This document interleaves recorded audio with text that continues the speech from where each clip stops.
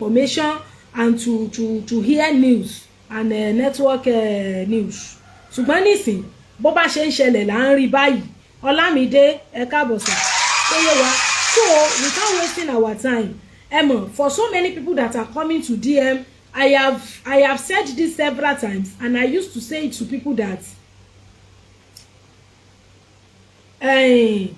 social media is a wide place. It's another world on its own, and for you to make impact, a positive impact for that matter, you must have an intention and you must have a niche.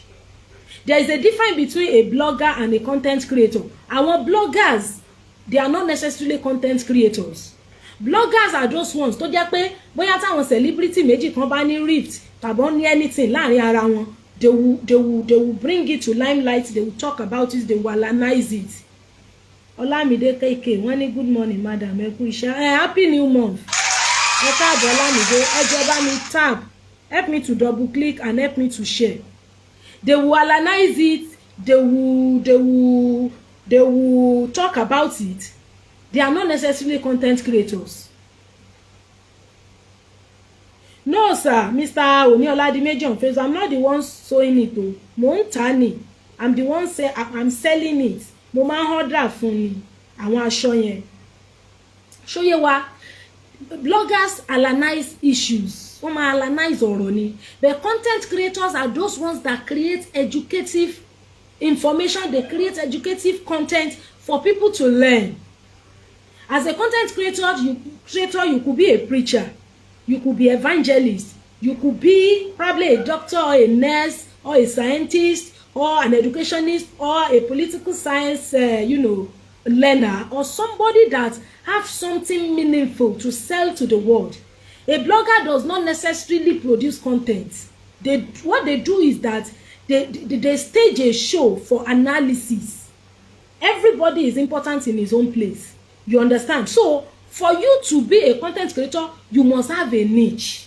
In other words, you must have a field or an area that you specialize on, and you must have intention or a goal or vision to achieve. Using me for example now, my intention is that I want peace. I want a society of peace. When I started this content creating, it was 2019, and people who have been with me láti ìgbà yẹn, mo máa ń write up ni I write ìgbà tó di 2020 nígbà lockdown yẹn àráyè jáde. Destiny Child, you are welcome. Àráyè jáde because tí n bá lọ bí iṣẹ́ máa ń kó tract lọ́wọ́, I distribute tract, I do evangelism. Ìgbà tó di wípé kò sí àráyè jáde, we were indoor for 3 months. Any choice than to make use of social media for us to disseminate information and preach. So because ìgbà yẹn tá bá ti sùn tá jí tá jẹun inú ilé la máa wà láyé time lockdown coronavirus nígbà yẹn. Ṣóyé wa bẹ́ẹ̀ yẹn. So any choice. So I do write up, I post things online, I will write, edit and upload. Many of the tracks I share them. In fact, some of them are still in my house because we have seen the benefits of social media advantages. So fi bẹ́ẹ̀ ṣe offline track distribution. Even though we can add it to what we do now, but we have shifted more online than offline. When the bloggers feed on happiness around, especially bad news. Baba Oladimeji Kaka, it is well. So that's bloggers, but it's very easy for people to call anybody on social media blogger. Yeah, he's a blogger, she's a blogger. No, a blogger is different. When a content creator have a specific line of focus, God bless you. Mr. Olamide Kaka, God bless you. That is just the difference. Bloggers man the news which at times might even be wrong news. But content creator have a specific line of focus. In other words, a niche. In other words, an intention, a vision. Mr. Steven on Facebook, you said creativity and uniqueness. That is it. So fún àwa tá wá báwo mo ṣe lè jẹ́ content creator bí yín, you can't be a content creator like me.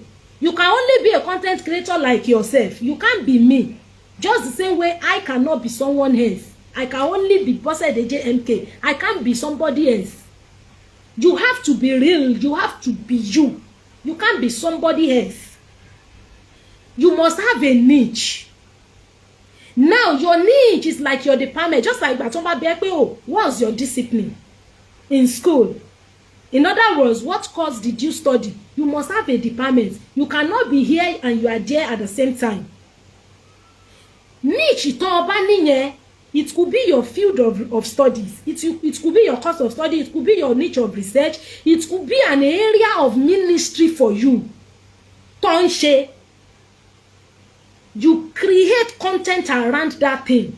For example, we have those that talk about politics, those that talk about governance, those that talk about the environment, sanitation, affiliate marketing, wealth creation, love, sex, relationship, family, homes. You must have something you're talking about. Just like Baba Olamide said on TikTok, now, content creator have a specific line of focus. Irú èmi báyìí. When after creating this, your bloggers will copy it and post it on their platform. That is the difference. Irú èmi báyìí sí. Somebody wants to sọ̀rọ̀ governance, politics. I go to people's page to go and learn. Tebara wọn bí Mrs. TikTok ò like èèyàn máa dárúkọ èèyàn. Ṣóyé wa bẹ́yẹn. So TikTok, ẹ jẹ́ kí n pause wa kí n padà wá. Irú Madam Aisha Yesufu, if you want to talk about politics and governance, she's good at it. Many of the things she says, me I can't say it. Ẹ jẹ́ n lọ ṣe àwọn TikTok ilẹ̀. Welcome back. TikTok ò like ẹ máa dárúkọ èèyàn. Ó máa flag yín. That woman, if you want to know politics, governance, who is doing well, who is not doing well, she's so blessed. I don't know, maybe she read political science in him, but she's so good at it. All those things that she's saying, me I can't say it. I can't even read in line with it. If you give me a topic on it, fine, I can try. As a learned person that I am, I can try to read and educate people, but Kolewa as sound as that woman. God has given her grace in that area. And some people talk about, politics. And when they more nípa òṣèlú, you see people talking about wealth creation, affiliate marketing, or how to make money on social media. Àwọn yẹn mi mọ̀ bóyá dídí lọ lé ìgbé rẹ̀ ni. When I see them, I will sit down and be looking at their mouths ni. Because no, Bible says the gift of a man maketh way for him. Ó ní ẹ̀bùn ènìyàn ńlá náà fún. God has given this one grace to build a ministry around what they do, and God is blessing them. That is why you have to discover yourself. For example, bí bàbá Òní Ọládìméjì ìsìn Adédìméjì, wọ́n ní after creating this your own content, bloggers will copy it and paste it on their platform. That is the work of blogger. Personally, me, I'm not a blogger. I'm a content creator. I create content around my field, my research, my ministry. I preach, I sing, I do a lot of things that I create content from. So you cannot say, hey, well done, ma, congratulations. Hey, how can I be a content creator like you? I want you to come and teach me. You can't be like me. You can only be like yourself. Yes, 300,000 followers is not small, especially when you create your page organically. You can do more. If I can do it, you can do it. You must have a niche. You must have an area. You see, it's a challenge for you. A whole lot of things that I know now, I didn't know them before. I have to read because I need to bring out information that are important. I said when I'm done with this show, I'm going to copy the link to so many people on my WhatsApp to come and ask. So the first thing is you must have an intention. What is your goal? When I started this education things, I want a society of peace. This thing has been in me to teach, to talk about, all this knowledge for people, but I was looking for a way to start it. Man can write up me. For those who have known me, who have been, following me for a long time, and it got to a stage after the write-up, I started doing short clips. Yeah? Yes, ma'am. I'm live. Yes, ma'am. You can drop your message on WhatsApp. All right, ma'am. So now, man can write up. We come to a state, write up here. kí n tó wo spellings, lexis and structure, vocabulary, grammar. It's going to take time. Nǹkan tí mo máa edit for like 2 hours ni màá fi edit ẹ̀. Within 2 or 3 minutes, màá sọ sí video and I will post it. The same information tí mo convey lórí write-up, ó ní mo convey sí video 2 minutes or 3 minute video, and people will understand it. That was why I switched to video. For those not in tẹ̀lé mi láti 2019, write-up máa ń kọ. Ṣùgbọ́n sì mo rí pé it got to a stage mo discover pé video is faster. I started doing video alongside with write-up, or at times mo kàn lè mú some points from the video and put it up. So gradually I started doing the video 2 minutes, 3 minutes. I post most of my videos. I don't edit them. Bó bá ṣe pé ibì kan tí ó background ẹ ò clear mo ti ṣe, I post it like that. I post there lọ́lọ́bọ̀rọ̀ bá náà ni, and people will be kan ti gbọ́n tí mo sọ ni. When you can teach people how to play musical instruments, of course you can create anything, you can start teaching online. Of course, Mr. Oluwaseun on TikTok. There are things, you see, there are things that you can do. You understand that we cannot even mention. There are things inside people. There are books to be written, music to be composed, knowledge to be shared that we have inside of us. Even those ones that you have not known, by the time, I said this thing is a challenge. It's something that when you start doing it, you will need to read more and learn more. I have read a whole lot of books that it was not in my brain before. It was not in even my intention. But when it gets to a stage whereby I have to know, learning starts from birth till death, I discovered that I have to read, I have a whole lot to do. That is it. You cannot be like somebody, you can only be like yourself. When people come with this question, I ask them, what is your niche? Some of them will ask, what do you mean by niche? What is your area of concern? Kí lẹ fẹ́ mọ̀ sọ̀rọ̀ lé lórí? If you want to be a blogger, tó fẹ́ máa kọ́ṣẹ́ oníṣẹ́ sórí platform, that's the work of bloggers. But the owner of that work can report your page. It will become an issue. A blogger is different from a content creator. Torí blogger àjòkó dìgbà tí issue bá ṣẹlẹ̀ ni kó lè talk about it. Ẹlòmíì ń rí yẹn as a means to trend. So that is the first thing tó máa ṣe if you want to be a content creator or you want to grow your page. Because it is what you do that people will follow. Ṣé mọ̀ pé personality kọ́ làwọn èèyàn follow? Ẹlòmíì ń tẹ̀lé ẹ kì í ṣe pé ó fẹ́ràn in person. That's why don't be carried away with number of followers. You have 1 million followers. Don't think it is gbogbo 4 million yẹn ló fẹ́ràn ẹ. Ẹlòmíì ń tẹ̀lé ẹ torí nǹkan tó ọlọ́pọlọ pípé tó ń ṣe. People are learning from what you're doing. No ṣe tẹ̀lé ẹ. Wọn ò tẹ̀lé ẹ nítorí wọ́n fẹ́ràn personality ẹ. Ẹlòmíì kórìíra ẹ jù gbẹ́ lọ. Ó dẹ̀ ń learn lára tó ń ṣe. Honestly. That's why gbogbo àwọn comments here, don't be carried away. Praises and insults are people's opinion, not your own reality. Your reality is what comes from the way you see yourself, not the way people see you.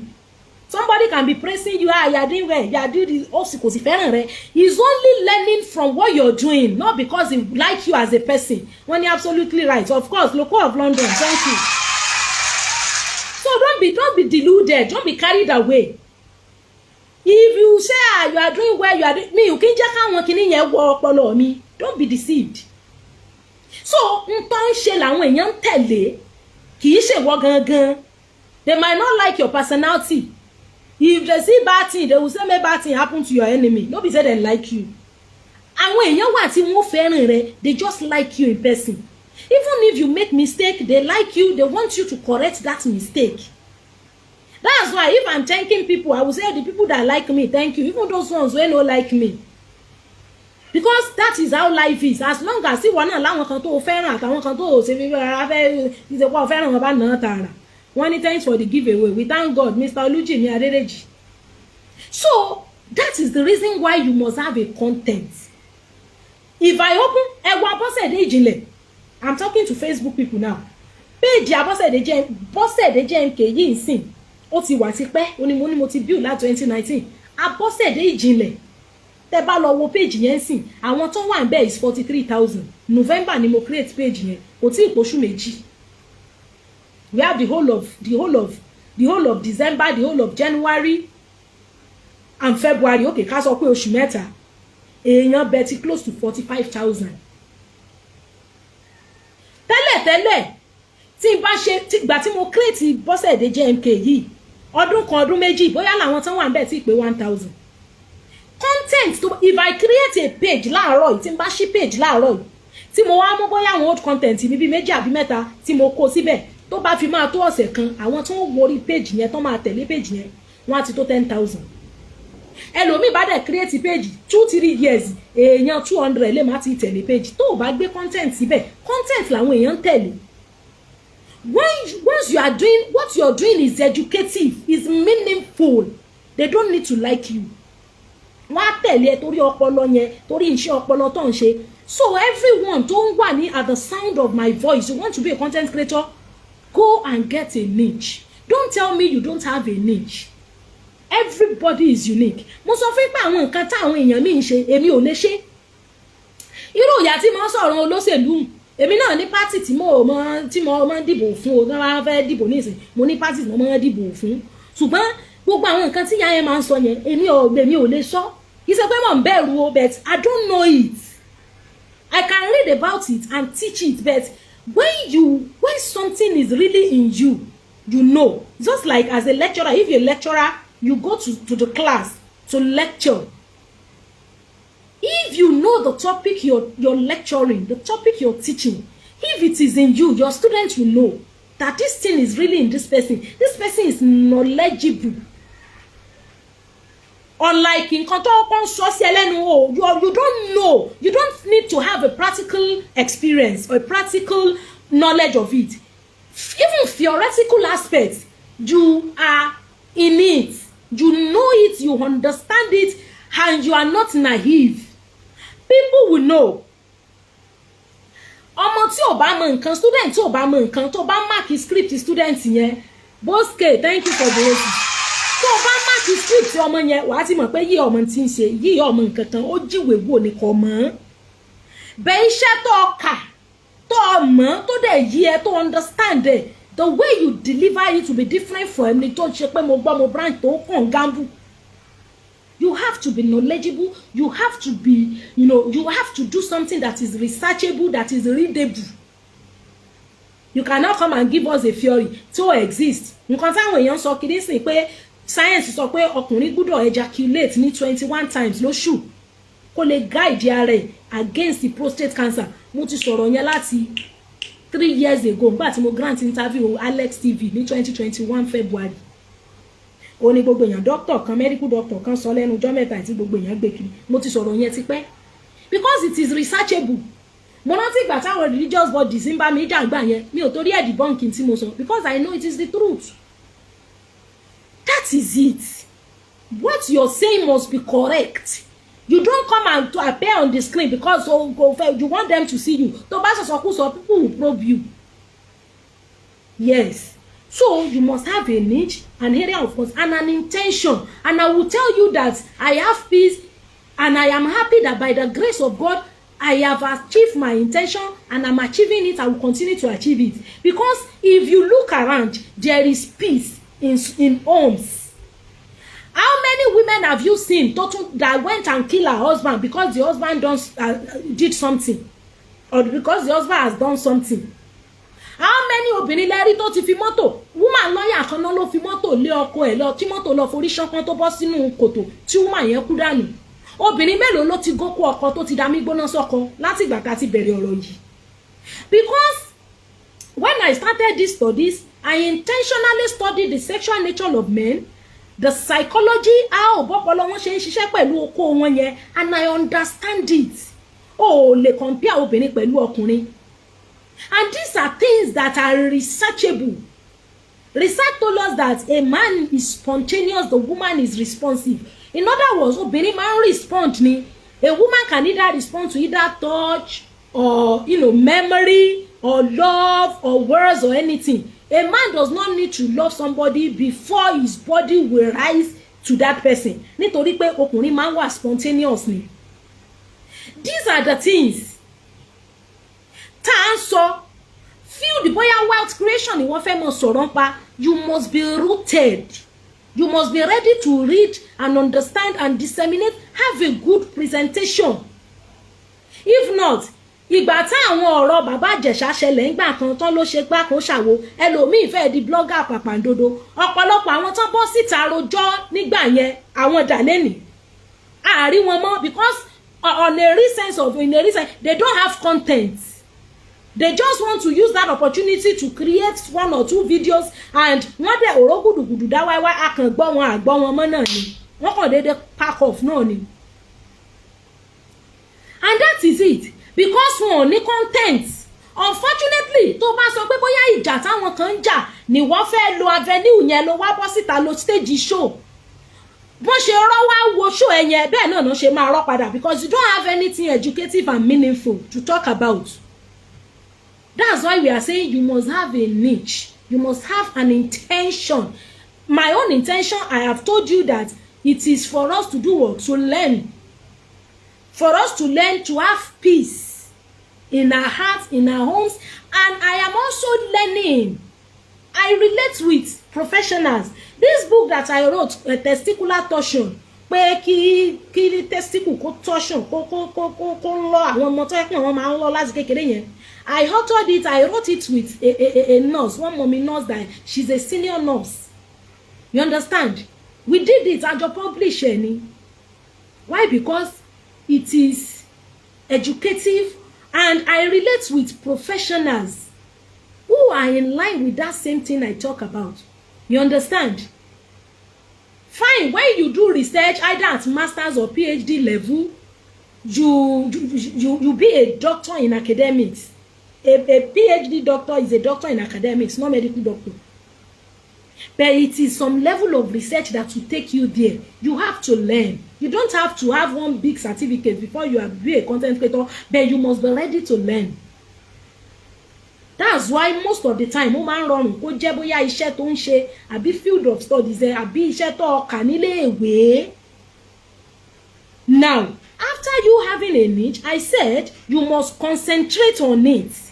Nísìn, bóyá mo bá fẹ́ wàásù máa wàásù, tí n bá kọrin, tí n bá fẹ́ sọ̀rọ̀ kó àtòbò. Those are the things I talk about. Or I talk about relationship, family, homes, etc. Tí n bá sọ̀rọ̀ politics nísìn, fídíò mi ò lè viral, kò lè go viral because that is not my field. There's what we call Facebook algorithm. Fún àwọn màá sì sọ̀rọ̀ nípa àwọn different platforms yìí. But algorithm mi pé iṣẹ́ tó ń ṣe ó ti ní àwọn specific people kan tí app yẹn ń pín fún. Ǹjọ́ tó o bá kúrò lórí topic yẹn tó sọmọ tó lọ ń sọ̀rọ̀ nípa another thing, iṣẹ́ rẹ̀ ò ní viral. Mo máa ń kíyèsí pé topic tí n bá ṣe lóyìnbó kò kí ń viral bí èyí tí n bá ṣe ní Yorùbá.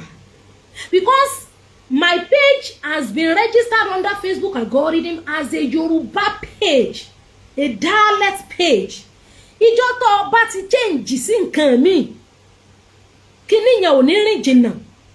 Video ni, the only video tí mo ṣe tí mo rí pé ó ní over millions of views ó ní X and Y chromosome bó ṣe ń dóko bímọ ọkùnrin, how to have sex and have a male child. Because topic yẹn is a topic to interest virtually everybody. But tó bá jẹ́ ordinary topic kan tó kàn jẹ́ pé normal topic tí mo ṣe tí mo lọ ṣe ní English yẹn kò ní rìn jìnnà tó yẹn. You concentrate on what you're doing. Ẹ wo woman tí mo dárúkọ ẹ̀ tí mo ló máa ń sọ̀rọ̀ politics and governance yẹn nísìn. Ìjọba sọ̀rọ̀ tó bẹ̀rẹ̀ sí sọ nǹkan mi, fídíò ẹ̀ lè mọ́ viral tó yẹn mọ́ because ó ti láwọn specific people tí wọ́n fẹ́ràn tí ń ṣe tí app yẹn pínṣẹ́ rẹ̀ fún. That is the algorithm. The day you start to deviate, video deviation yẹn ò ní rìn. Ọjọ́ tí ìgbà tí price nǹkan bẹ̀rẹ̀ sí skyrocket tí gbogbo nǹkan wọn tí mo sọ̀rọ̀ nípa pé things are getting expensive. Dàárọ̀ yìí fídíò yẹn bóyá ló tì ní tó 5,000 views. Ó ti tó bí ọ̀sẹ̀ méjì nsìn. Bẹ́ẹ̀ tó bá jẹ́ normal thing tí mo ń sọ̀rọ̀ nípa ẹ̀ ni mo sọ ó máa rìn jìnnà jù yẹn lọ because Facebook máa pín fún àwọn tó yẹ pé wọ́n ti máa ń wo ohun tó ọmọ ń sọ ni. They are the one that will ní láti follow èèyàn sí nkẹ́ tó rí fídíò èèyàn, it will just pop up. Àìmọye tẹ́yìn ò follow tẹ́ẹ̀dẹ̀ ń ríṣẹ́ ẹ̀ẹ́dẹ̀ follow ẹ̀ tẹ̀lé. So you have to do what you have to concentrate. Àwọn míì wà tó ṣe pé they are versatile speaker. Anybody can be a versatile speaker. I can be a versatile. I can talk about anything. I can talk about any topic.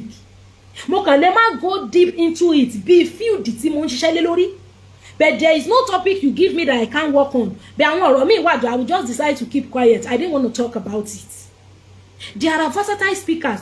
Once anything happens, they pick it up. It's not as if they have one educative content only didn't pump out.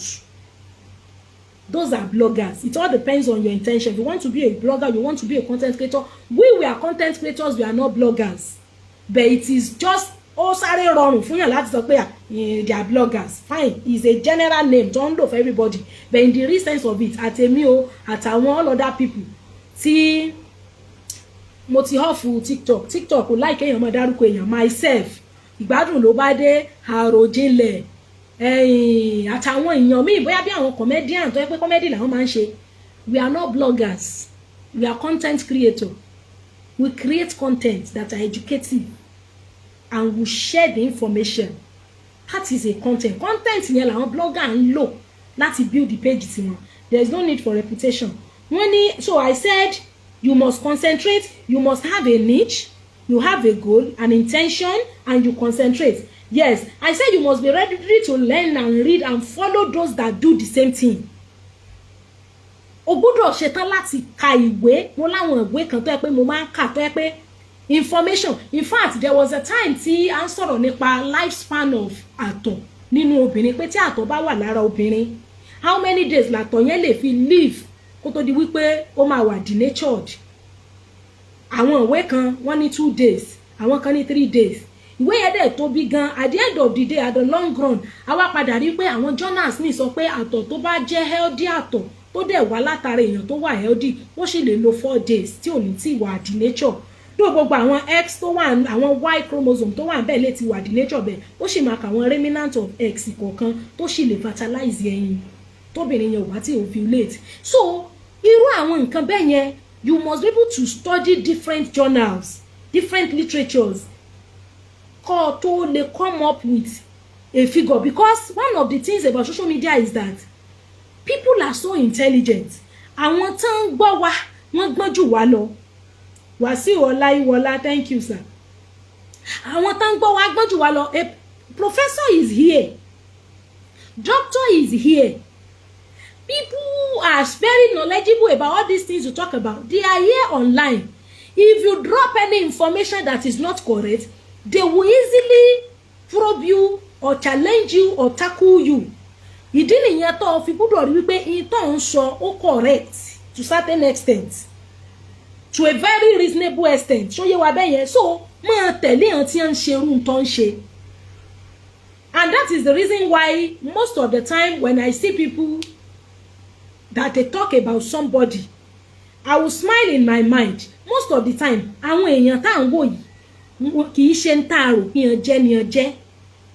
Honestly, àkàn wá jókòó, we just assume. Ẹlòmíì wà tó ṣe pé n ti ń sọ ọgbọ́n bì kan ni. Ó kàn bí Adídèbò ẹ káàbọ̀ sà. TikTok ẹjọ́ bá mi double click o. Ẹlòmíì lè gbọ́n tí ń sọ bì kan, ẹlòmíì lè kàwé débẹ̀, ẹlòmíì lè wá ìmọ̀ débẹ̀. Orí ọ̀fẹ́ máa ń wà fún yàn láti sọ àwọn words of wisdom. You don't judge people because of this person is young, báwo ló ṣe mọ̀ all these things. Did you know the level of education the person has? Do you know the training the person has gone through? Do you know the ibi tó ti ń rí information? So that's why I say ẹ tẹ̀lé àwọn tí wọ́n ń ṣe irú nǹkan tẹ́yìn náà ń ṣe. Kò sí ní téèyàn fẹ́ ṣe ní ìsìn téèyàn kan ò ṣe rí. Kódà kó ṣe research, kó ṣe pé PhD research ló fẹ́ bẹ̀rẹ̀ tó ẹ̀ fún ọ admission PhD ó wá fẹ́ bẹ̀rẹ̀ rẹ̀. Kò sí literature. That's why we call it research. Nǹkan tẹ́nìkan ti ṣe tí wọ́n fẹ́ tún search, tó fẹ́ tún wò, review, tó fẹ́ research. Fine, you can do a different thing that will be a bit different from what you have seen, but there must be a template. Template máa wà. Kò sí ní tó fẹ́ ṣe tẹ́nìkan ò tí ì ṣerú ẹ̀ rí. Ẹlòmíì bá ti rẹ́ni tí ń ṣerú tí ń ṣe, ẹ̀mí ìlara máa wọlé. Dídèbò, thank you for the donut. God bless you. God bless you. Ẹ ṣé gan, more money to your account. Thank you for the perfume. Ẹ jọ̀ọ́ ẹ bá ń tẹ̀lé àwọn tó ń gift mi. Wow, thank you. I'm truly grateful.